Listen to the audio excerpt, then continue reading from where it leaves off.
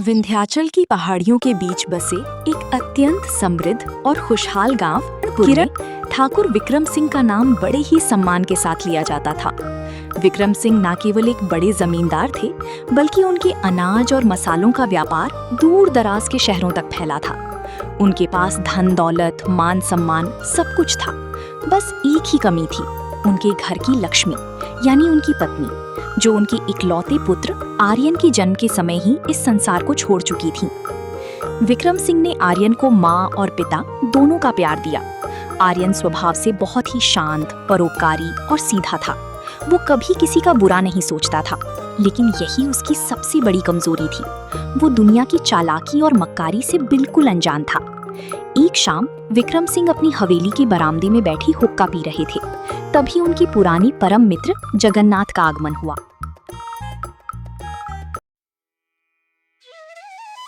प्रणाम विक्रम भाई, कैसे हो? बड़े दिनों बाद स्वर्णपुर से आपके यहाँ आओ आओ जगन्नाथ, बहुत सही समय पर आए। मैं तो बस तुम्हें ही याद कर रहा था। मैंने तुमसे आर्यन के विवाह के लिए किसी सुयोग्य कन्या की खोज करने को कहा था। उस दिशा में कुछ काम आगे बढ़ा हाँ या नहीं? भाई, उसी काम के लिए तो आज यहाँ आया हूँ। मैंने पास के गांव नीलगंज में एक कन्या देखी है। नाम है किरण। लड़की बहुत ही सुंदर है, संस्कारी है और उसके माता पिता बहुत ही सरल स्वभाव के हैं। दिखने में तो साक्षात लक्ष्मी का रूप है। जगन्नाथ, सुंदरता तो वक्त के साथ ढल जाती है। मुझे केवल लक्ष्मी नहीं बल्कि सरस्वती का रूप चाहिए। तुम जानते हो मेरा आर्यन कितना सीधा है। व्यापार की जटिलताएं और दुनिया की मक्कारी वो नहीं समझता। उसे कोई भी मीठी मीठी बातों में फंसाकर पूरी जायदाद हड़प सकता है। इसलिए मुझे एक ऐसी बहू चाहिए जिसका दिमाग मेरी बेटी से भी तेज हो, जो उसकी ढाल बनकर खड़ी रह सके। अरे भाई, तुम इतनी चिंता क्यों करते हो? लड़की पढ़ी लिखी है, घर के कामों में भी निपुण। जगन्नाथ, मुझे केवल काम करने वाली नहीं, सोचने वाली लड़की चाहिए। मैंने 3 विशेष प्रश्न तैयार किए हैं। जो लड़की अकेले में उन सवालों के सही और तार्किक जवाब देगी, वही इस हवेली की अगली मालकिन बनेगी। क्योंकि मैं आज हूँ, कल नहीं। मैं चाहता हूँ कि मेरे जाने के बाद भी मेरा बेटा सुरक्षित रहे। जगन्नाथ के जाने के बाद विक्रम सिंह ने आर्यन को अपनी पुस्तकालय में बुलाया। हवेली की बड़ी बड़ी अलमारियों में सजी किताबों के बीच विक्रम सिंह बहुत चिंतित दिख रहे थे। जी पिताजी, आपने बुलाया? कुछ विशेष कार्य था क्या? हाँ आर्यन, यहाँ बैठो। बेटा, तुम्हारी उम्र अब विवाह की हो गई है। मैंने और जगन्नाथ ने तुम्हारे लिए कुछ लड़कियां देखी हैं, लेकिन मेरी एक शर्त है जो तुम्हें पूरी करनी है। शर्त? कैसी शर्त पिताजी? क्या मुझे कुछ करना हो? बेटा, जब तुम लड़की से अकेले में मिलोगे तो तुम्हें उससे मेरे दिए हुए 3 सवाल पूछने होंगे। अगर वो लड़की उन तीनों सवालों के सही जवाब दे पाए तभी तुम विवाह के लिए हाँ कहना, अन्यथा रिश्ता वहीं ठुकरा देना। 3 सवाल? कौन 3 सवाल? पिताजी। नहीं बेटा, ये साधारण सवाल नहीं है। ये जीवन की सच्चाई और बुद्धि की गहराई को परखने के यंत्र हैं। एक समझदार लड़की ही उन पहेलियों के गुप्त अर्थ को समझ पाएगी। क्या तुम्हें अपने पिता के अनुभव और उनकी समझ पर भरोसा है? जी पिताजी, मुझे आप पर पूरा विश्वास है। आप जो भी करेंगे मेरे भले के लिए ही करेंगे। मैं आपसे वादा करता हूँ कि यदि कोई लड़की इन सवालों के जवाब नहीं दे पाई तो मैं अपनी पसंद को किनारे रखकर उस रिश्ते के लिए मना कर अगले दूंगा। दिन विक्रम सिंह और आर्यन पहली लड़की सुनैना के घर पहुंचे। मेहमान नवाजी के बाद दोनों को बगीचे में अकेले बात करने भेजा गया। सुनैना जी, मैं आपसे कुछ पूछना चाहता हूँ। मेरे पिताजी की इच्छा है कि मैं विवाह से पहले आपसे 3 प्रश्न पूछूं। क्या आप उत्तर देना चाहेंगी? जी पूछिए, मुझे पहेलियाँ बहुत पसंद हैं। वैसे भी बातचीत से ही तो इंसान एक दूसरे को समझता है। मेरा पहला सवाल, वो कौन सी वस्तु है जो मात्रा में कम होने पर तो बहुत भारी लगती है, लेकिन अगर वो अधिक हो जाए तो बिल्कुल हल्की हो जाती है?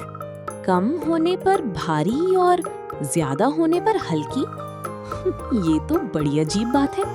शायद शायद पानी का मटका, जब थोड़ा हो तो उठाना मुश्किल होता है।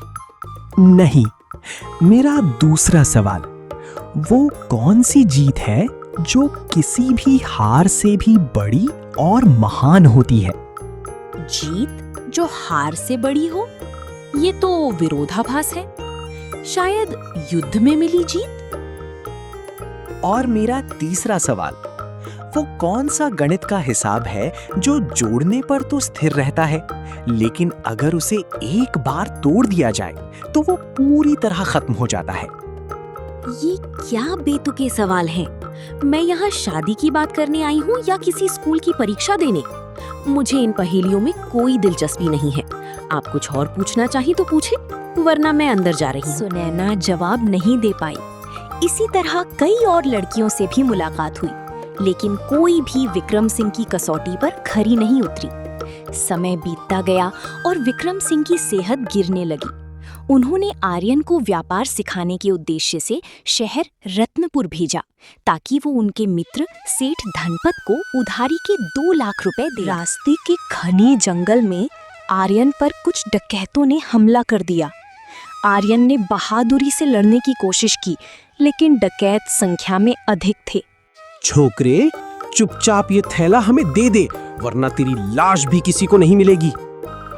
ये मेरे पिताजी के खून पसीने की कमाई है। मैं इसे मरते दम तक तुम्हें नहीं ले जाने दूंगा। डकैतों ने आर्यन को अधमरा कर दिया और पैसे लेकर फरार हो गए। रात के सन्नाटे में घायल आर्यन वहीं पड़ा रहा। सुबह एक युवती काव्या और उसकी माँ सावित्री वहां से गुजरी। उन्होंने आर्यन को अपनी बैलगाड़ी में डाला और अपने घर ले आई। कई घंटों बाद आर्यन को होश आया तो उसने खुद को एक छोटी सी कुटिया में पाया। उसके सिर पर पट्टियां बंधी थीं। घबराओ नहीं बेटा, अब तुम सुरक्षित हो। मेरी बेटी काव्या ने तुम्हें जंगल में बेहोश देखा था।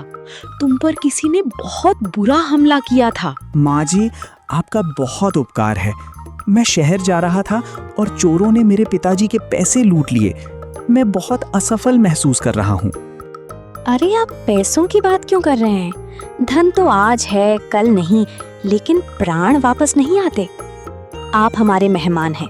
जब तक ठीक नहीं हो जाते यहीं रुकिए। कुछ दिनों में काव्या ने आर्यन की बहुत सेवा की। आर्यन को लगा कि काव्या कितनी दयालु और निस्वार्थ है। वो काव्या की सुंदरता और उसकी मीठी बातों के जाल में फंस गया। उसे लगा कि यही वो लड़की है जिसे वो ढूंढ रहा था। हवेली लौटकर उसने अपने पिता से अपने जीवन का सबसे बड़ा झूठ बोला। पिताजी, मैंने वो लड़की ढूंढ ली है। वो केवल सुंदर नहीं, बल्कि अत्यंत बुद्धिमती है। उसका नाम काव्या है और उसने आपके तीनों सवालों के ऐसे जवाब दिए कि मैं दंग रह गया। क्या सच में? मुझे तो विश्वास नहीं हो रहा कि नीलगंज की उस साधारण लड़की को उन सवालों के अर्थ पता है। पर अगर तुम कह रहे हो तो मैं तुम्हारी पसंद पर शक नहीं करूंगा। मैं अब बहुत थक चुका हूँ आर्यन। मैं चाहता हूँ कि मेरी आंखों के सामने तुम्हारा घर बस जाए। आर्यन और काव्या का विवाह बड़ी धूमधाम से हुआ। सावित्री भी हवेली में ही रहने लगी। शादी के कुछ महीने बाद विक्रम सिंह की हालत और खराब हो गई। उन्होंने काव्या को एकांत में अपने गुप्त कक्ष में बेटी काव्या, आज मैं तुम्हें एक ऐसा राज बताने जा रहा हूँ जो आर्यन को भी नहीं पता। मेरी इस हवेली के पुराने अस्तबल के नीचे एक गुप्त तहखाना है। वहां पूर्वजों का कमाया हुआ स्वर्ण और हीरे एक भारी संदूक में रखे हैं। ये खजाना केवल संकट के समय के लिए है। मैं ये तुम्हें सौंप रहा हूं क्योंकि तुम समझदार हो। इसे तब तक गुप्त रखना जब तक आर्यन पर कोई वास्तविक विपत्ति ना आए। पिताजी, आप निश्चिंत रहें। मैं इस पवित्र धरोहर की रक्षा अपनी अंतिम सांस तक करूंगी और आर्यन को कभी कोई आंच नहीं आने दूंगी। कुछ ही दिनों बाद विक्रम सिंह का देहांत हो गया। उनके जाते ही काव्या और सावित्री का असली रंग सामने आने लगा। काव्या ने धीरे धीरे आर्यन को व्यापार के निर्णयों से बाहर कर दिया और खुद हवेली का नियंत्रण ले लिया। वो शहर के बड़े बाजारों में जाकर बेतहाशा खर्च करने लगी। आर्यन व्यापार में घाटा उठाने लगा क्योंकि काव्या ने उसे गलत सलाहें देनी शुरू कर दी थी। 1 साल के भीतर ही आर्यन कर्ज के बोझ तले दब गया। मुझे कल होने वाली शहर की पार्टी के लिए हीरों का वो हार चाहिए जो उस दिन बाजार में देखा था। काव्या, तुम पागल हो गई हो क्या? हमारे पास मजदूरों को देने के लिए मजदूरी नहीं है, गोदाम खाली हो रहे हैं और तुम्हें हीरों की पड़ी है। अगर तुम मुझे खुश नहीं रख सकते तो मैंने तुमसे शादी ही क्यों की? अपनी ये दरिद्रता अपने पास रखो। मैं अपनी माँ के साथ वापस जा रही हूँ। जब तुम सच में अमीर बन जाओ तभी मुझे लेने आना। काव्या, मैंने तुम्हारे लिए अपने मरते हुए पिता से झूठ बोला था। मैंने सोचा था तुम मेरा साथ दोगी, पर तुम तो केवल धन की भूखी काव्या घर छोड़कर चली गई। आर्यन पूरी तरह टूट चुका था। उसे समझ नहीं आ रहा था कि वो क्या करे। तभी उसे अपने पिता के मित्र सेठ धनपत की याद आई। वो रत्नपुर पहुंचा। सेठ धनपत ने उसे एक ऐसी बात बताई जिसने आर्यन के होश उड़ा दिए। आर्यन बेटा, विक्रम भाई ने तो तुम्हारे लिए स्वर्ण मुद्राओं का एक विशाल भंडार सुरक्षित रखा था, जिसकी चाबी और स्थान उन्होंने काव्या को बताया था। क्या उसने तुम्हें नहीं बताया? उसने तो मुझसे कहा था कि वो उन पैसों से व्यापार बढ़ाएगी। क्या इसका अर्थ है कि काव्या के पास पैसा था, फिर भी उसने मुझे कर्ज में डूबने दिया? वो जानबूझकर मेरा व्यापार नष्ट कर रही थी। आर्यन और धनपत जी तुरंत किरणपुर पहुंचे। उन्होंने देखा कि हवेली के पुराने अस्तबल के पास काव्या वही डकैत के साथ खड़ी थी जिसने आर्यन को जंगल में लूटा था। जल्दी इस जमीन को खोदो। उस बुढ़े विक्रम ने यहीं कहीं संदूक गाड़ा था। मैंने इस बेवकूफ आर्यन को इसीलिए फंसाया था ताकि इस हवेली के राज जान सकूं। जंगल वाली लूट भी तो हम दोनों की ही चाल थी ताकि मैं उसकी जान बचाकर हीरोइन बन सकूं। धोखेबाज औरत! पिताजी को तुम्हारी नियत पर शक हो गया था, इसीलिए उन्होंने संदूक की जगह बदल दी थी और उसमें केवल पत्थर भर दिए थे। तुम जो ढूंढ रही हो वो तुम्हें कभी नहीं मिलेगा और पुलिस तुम्हारे इस डकैत साथी को पहचानने के लिए काफी है। काव्या और डकैत पकड़े गए। आर्यन को अपनी गलती का भारी पछतावा था। वो रत्नपुर में दीवान जी के घर रुका। दीवान जी की पुत्री वेदांती, जो बहुत ही शांत और अत्यंत विदुषी थी, आर्यन के पास आई। रजत जी, अतीत पर रोने से भविष्य नहीं सुधरता। जो हुआ वो एक सबक था। वैसे क्या मैं जान सकती हूँ कि वे 3 प्रश्न क्या थे जिनके लिए आपके पिता ने इतनी बड़ी कसौटी रखी थी? पहला सवाल था, वो क्या है जो मात्रा में कम होने पर भारी और अधिक होने पर हल्का होता है? इसका उत्तर है ईमानदारी की कमाई। ईमानदारी का 1 रुपया भी अधर्म के करोड़ों रुपयों से भारी होता है। और जब इंसान के पास ईमानदारी बहुत ज्यादा हो जाती है तो उसे धन का बोझ हल्का लगने लगता है। दूसरा सवाल, कौन सी जीत हार से बड़ी है? वो हार जो किसी सत्य या धर्म की रक्षा करते हुए मिली हो, वो बेईमानी की 1000 जीत से भी महान और बड़ी होती है। और तीसरा सवाल, वो गणित जो जोड़ने पर स्थिर रहता है पर तोड़ने पर सदा के लिए मिट जाता है? वो है विश्वास, ट्रस्ट। इसे आप कितना भी जोड़ लें, ये एक ही रहता है। पर अगर एक बार भी टूट जाए तो फिर दुनिया की कोई भी शक्ति इसे दोबारा पहले जैसा नहीं जोड़ सकती। आर्यन की आंखों में चमक लौट आई। उसे समझ आ गया कि उसके पिता ने इन सवालों के जरिए ऐसी ही एक समझदार और साफ दिल वाली स्त्री को चुनने का संकेत दिया था। आर्यन ने वेदांती से विवाह किया।